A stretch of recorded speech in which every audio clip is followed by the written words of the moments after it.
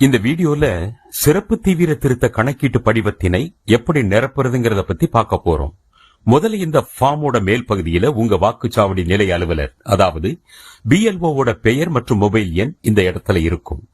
இந்த ஃபார்மை ஃபில் பண்ணும்போது ஏதாவது உங்களுக்கு டவுட்ஸ் வந்தா அவங்களுக்கு கால் பண்ணி நீங்க கேட்டுக்கலாம். இந்த படிவத்தோட மேல் பகுதியின் இடதுபுறம் பாத்தீங்கன்னா வாக்காளரின் பெயர், அவரோட வாக்காளர் புகைப்பட அடையாள அட்டை எண், முகவரி மற்றும் அவருடைய பெயர் வாக்காளர் பட்டியலில் எந்த சட்டமன்ற தொகுதியில, எந்த பாகத்துல, எந்த வரிசை எண்ல இருக்கு அப்படிங்கிற விவரம் ஏற்கனவே நிரப்பப்பட்டிருக்கும்.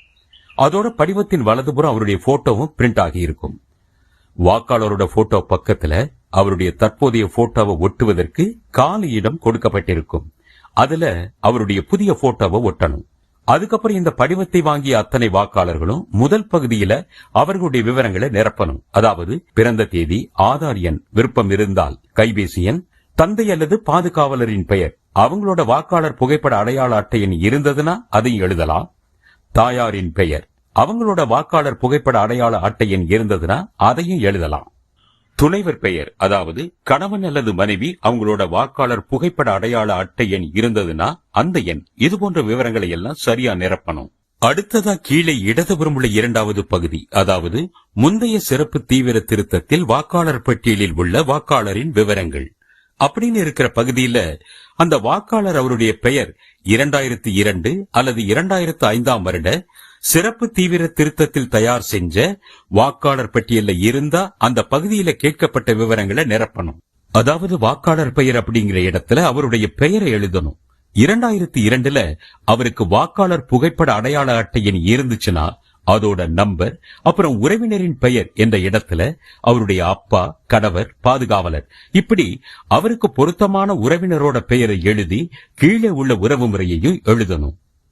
அடுத்து 2002 அல்லது 2005 சிறப்பு தீவிர திருத்தத்தின் போது அவர் எந்த சட்டமன்ற தொகுதியில இருந்தாரோ அந்த தொகுதியுடைய பெயர், எண் மற்றும் அந்த வாக்காளரோட பாகம் எண், அதாவது பூத் நம்பர், வாக்காளர் பட்டியல் அவரோட வரிசை எண் ஆகியவற்றை எழுதணும். ஒருவேளை அந்த வாக்காளரோட பெயர் 2002 2005 வாக்காளர் பட்டியல்ல இல்ல, அப்ப என்ன செய்யறதுன்னு அடுத்து பார்ப்போம். 2002 2005 வாக்காளர் பட்டியல் அவர் பெயர் இல்லைன்னா அவரால் இரண்டாவது பகுதியை நிரப்ப முடியாது.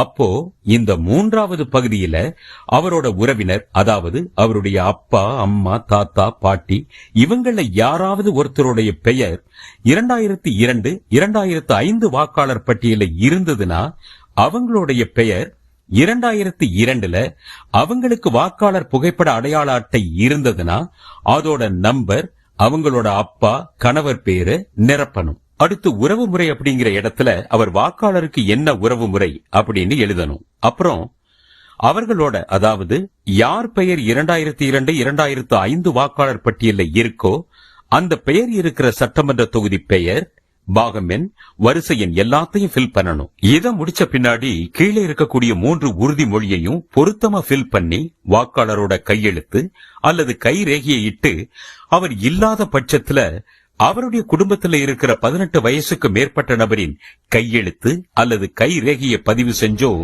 வாக்குச்சாவடி நிலை அலுவலர்கிட்ட கொடுத்துடணும்.